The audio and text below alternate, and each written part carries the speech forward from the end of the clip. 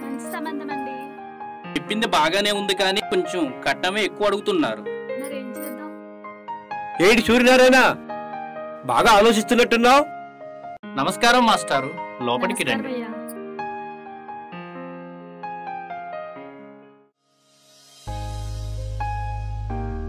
నిశ్చితార్థానికి రాలేకపోయాను. ఏమీ అనుకోకుండామ్మా. మాస్టారు. ఏం పెళ్లి కూతురా? నమస్కారం మాస్టారు. అప్పుడే పెళ్లికలు కూడా వచ్చేసింది. నిశ్చితార్థం అంటే అయ్యింది కానయ్యా, పెళ్లికి 2 లక్షలు కట్నం అడుగుతున్నారయ్యా. ఆలోచిస్తున్నా అయ్యా. ఏమిటే అన్ని పిల్ల ముందు, నువ్వు లోపలికెళ్ళు. మరేం చేద్దాం అనుకుంటున్నావు? షుగర్ ఫ్యాక్టరీలో లోన్ పెట్టానండి, కొంచెం వస్తుంది, మిగతాది కొంచెం అప్పో చొప్పో చేస్తాను మాస్టర్. సరే, ఏదైనా ఆలోచించి చేయండి. సరే, ఉంటాను. మంచిదయ్యా. మంచిదయ్యా.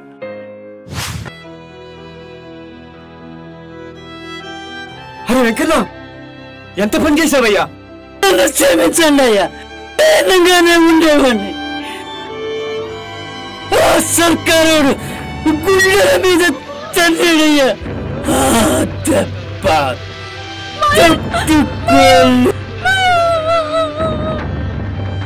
వెంకన్న!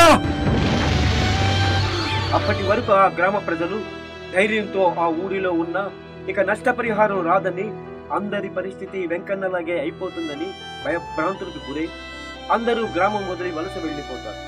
జనం లేని ఊరు వల్లకాడుగా మారుతుంది. మరో పక్క వెంకన్న చావుతో ఇక ఈ ఉత్తరాంధ్రకి న్యాయం జరగదని తెలుసుకుని మరికొంతమంది ఊరి వదిలి వెళ్లిపోయే తరుణం. కుటుంబాలతో సహా అందరు ఇక్కడ కూర్చున్నారేంటి? ఏం సూర్యనారాయణ, ఏంటి?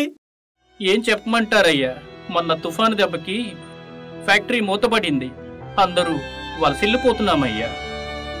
ఊరంతా వల్లకాడవుతుందని మా బాధ ఎవరికి చెప్పమంటారయ్యా? నా కూతురికి ఖాయమైన సంబంధం తప్పిపోయిందయ్యా. అప్పుల భారం పెరిగిపోయిందయ్యా. బాధపడకండి. చావలేక బ్రతకలేక అందరూ ఊరు వదిలి వెళ్ళిపోతున్నామయ్యా. మీరందరూ చాలా తప్పు చేస్తున్నారు. ఊరు వదిలేసి వెళ్లిపోతే సమస్య తీరిపోతుంది అనుకుంటున్నారా? అదండి, సర్పంచ్ గారిని అడుగుదాం. అక్కడికెళ్ళి అడిగితేనే నన్ను వెంకన్నని గుండెల మీద తన్నారయ్యా. పాపం వెంకన్న. అదండి, సర్పంచ్ గారిని అడుగుదాం. రండి నాతో.